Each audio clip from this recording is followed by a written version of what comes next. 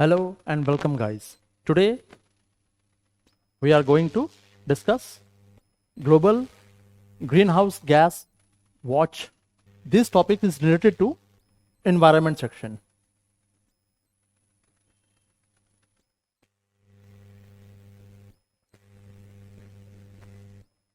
So the World Meteorological Congress has approved a new greenhouse gas. इन्होंने अभी एक new green house gas को approve किया है, monitoring initiative called global green house gas watch. ठीक है, ये बेसिकली इतना इंपॉर्टेंट क्यों है और सबसे पहले द रीजन कि हम इसे क्यों जान रहे हैं, क्यों पढ़ रहे हैं. रीजन यही कि यूपीएससी में अब ये थोड़ा सा स्ट्रैटेजी को हमें चेंज करते हुए चलना है. तो बेसिकली आपको करना क्या है, एम क्या है, what is the aim, GGGW का एम क्या है. एम है to providing a integrated and operational framework है that bring together space based and surface based observing system as well as modelling and data assimilation capability. ये इसका M है. ठीक है, अब अगर हम बात करें when we talk about WMO का, ये इसमें एक्सपर्टाइज भी लिया जाएगा.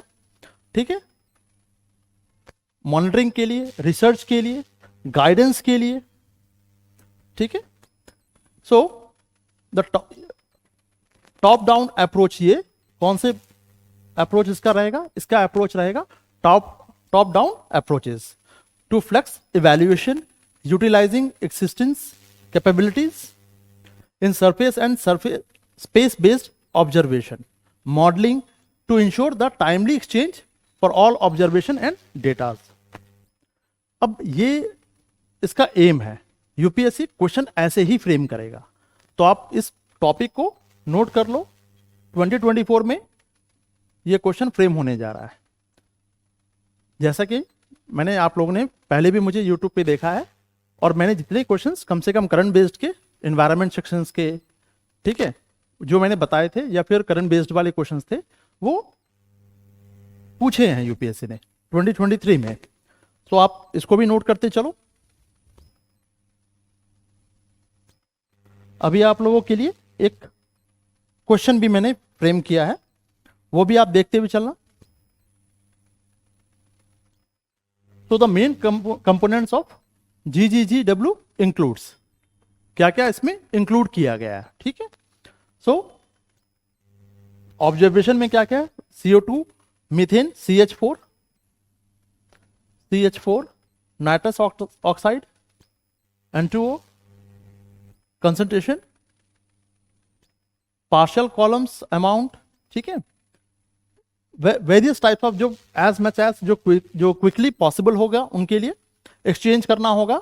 अगर इंटरनेशनली अगर इसको इंफॉर्मेशन को शेयर करना होगा तो ये करेंगे. ठीक है, प्रायर अगर एस्टिमेट की बात करें तो इमिशन बेस्ड एक्टिविटी डेटाज हैं, प्रोसेस बेस्ड मॉडल है. ठीक है, अर्थ सिस्टम मॉडल्स है दैट रिप्रेजेंट CSG साइकिल्स को. तो data assimilation system that combine observation with model calculation to generate more accurate product. Accuracy के लिए थोड़ा ये इनके पास जो डेटा होगा, बेसिकली वो डेटा को क्या करना होगा, इनको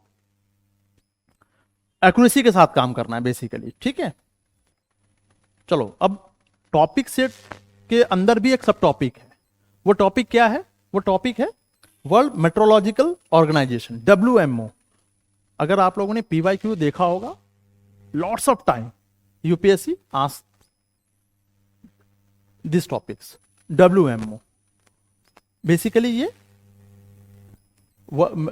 WMO is a specialised agency of UN, United Nation का ये है. ठीक है, जो रिस्पॉन्सिबल है meteorology, climate, operational hydrology and related to geophysical science. ठीक है, तो UN का ये पार्ट है और उसको सर्व करता है. बिहेवियर है कि behaviour of earth and atmospheric and its interaction with the ocean, climate pattern and distribution of water resources. These are the topic जो यूपीएससी आपको इसके फंक्शंस क्या है, किस चीज पे, ये किस सेक्टर्स पे ये फोकस करता है। तो यहां से क्वेश्चन, चूंकि अब क्वेश्चंस कैसे फ्रेम हो रहे हैं, क्वेश्चन हो रहे हैं ओनली वन, ओनली टू, 1 2 3 और नन ऑफ दीज या ऑल ऑफ दीज। तो अब थोड़ा सा स्ट्रैटेजी को चेंज करते हुए चलना है, तो थोड़ा सा कंप्रीहेंसिव एंड होलिस्टिक अप्रोच हमें लेने की जरूरत होगी। वी नीड टू, चलिए। सो WMO plays a vital role in coordinating international effort to monitor and access atmospheric and climate system। ठीक है, डेटा एक्सचेंज होगा, प्रोवाइडिंग वेदर होगा, क्लाइमेट इंफॉर्मेशन होगा फॉर सस्टेनेबल डेवलपमेंट के लिए, SDG गोल। अब एक और टॉपिक है SDG गोल, 17 था, ये मेरे इंपॉर्टेंट क्वेश्चंस में भी था कि ये प्रेडिक्शन में था कि ये SDG से क्वेश्चन आना चाहिए, और ये आया भी है। चलो, सो थोड़ा सा हिस्ट्री जान लेते हैं। तो द ओरिजिन ऑफ WMO का, तो एक ऑर्गेनाइजेशन जो स्टैब्लिश हुआ था, which is establish in 1873, but officially अगर हम बात करें, ये 1950 में स्टैब्लिश हुआ UN की स्पेशलाइज एजेंसी को लेकर। ठीक है, बिल्डिंग फॉर फाउंडेशन था ये IMO का, उसी का ही थोड़ा सा एक्सपैंडेड स्कोप और एक्टिविटीज थोड़ा सा और एक्सपैंड हो गया। ठीक है, जिसमें evolving challenges in meteorological and climate change, ये दो चीज और थोड़ा एक्सपैंड हो गया। इसको भी आप थोड़ा सा मार्क करते हुए चलो। ठीक है, सो इसके स्ट्रक्चर पे बात कर लेते हैं जरा सा। Headquarter which is located in Geneva, Switzerland. ये सब प्री के लिए फैक्चुअल थोड़ा सा अब साउंड होना ही पड़ेगा, ऑप्शन नहीं है आपके पास, है ना। पहले भी करते थे, अब थोड़ा ज्यादा करना पड़ेगा, 10%। सो करंटली अगर मेंबरशिप की बात करें तो 193 के मेंबर हैं। The membership reflect the global recognition of the importance of international cooperation in meteorology, climate and hydrology. These are the 3 sectors पे इनका फोकस है। ठीक है, गवर्नेंस स्ट्रक्चर की अगर हम बात करें तो ये डे टू डे ऑपरेशनल के लिए इसका स्ट्रक्चर जो है, several key bodies responsible for policy making, decision making and the day to day operational organization का स्ट्रक्चर है। वर्ल्ड मेट्रोलॉजिकल कांग्रेस की बात करें, the World Meteorological Congress is the supreme body of WMO। Pre के लिए कुछ specific input दे रहा हूं, इसको आप अपने कॉपी में नोट डाउन करते जाओ, और 1 साल तक अगर आपने इसके साथ जुड़े रहे हमसे तो क्वेश्चंस आपको बहुत सारे देखने को मिलेंगे। The Congress established the general policies. General policies adopt regulations and provide strategic guidance to WMO। ठीक है, ये क्या करती है, ये कांग्रेस बेसिकली WMO को गाइडेंस देती है जनरल पॉलिसीज को फ्रेम करने में, अडॉप्ट रेगुलेटिंग में और स्ट्रैटेजिक गाइडेंस में। ठीक है, एग्जीक्यूटिव काउंसिल की बात करें तो 33 मेंबर्स हैं। They are 33 members including the president and vice president. ठीक है, इट मीट्स एनुअली। इनकी जो इंप्लीमेंट जो पॉलिसीज होती हैं, decision made by the World Meteorological Congress. The Executive Council oversees day to day operational and management of WMO। ये इसके executive council से भी क्वेश्चन फ्रेम हो सकता है। जो पॉइंट्स मैं आपको करवा रहा हूं उसको करते चले जाओ। ठीक है, और PYQ जरूर करना, प्रीवियस ईयर क्वेश्चन पेपर, है ना। इसकी अपनी सेक्रेटेरिएट भी है, जो डे टू डे के कोऑर्डिनेशन करना हो या एडमिनिस्ट्रेशन करना हो, उसके लिए एक्टिविटीज में ये इन्वॉल्व रहती है। सेक्रेटेरिएट का काम ही होता है हर जगह।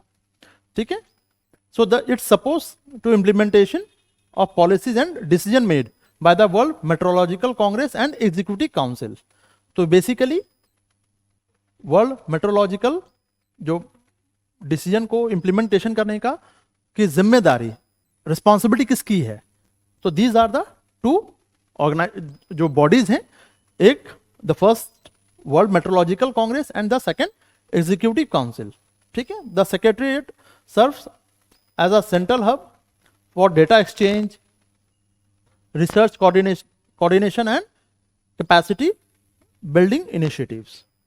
So these are the, ये आपका जो मैंने अभी टॉपिक आपको बताया 150 वर्ड्स में आप इसको यू कैन राइट. ट्राई करो, लिखने की कोशिश करो और ये इसको लिखो, राइट डाउन.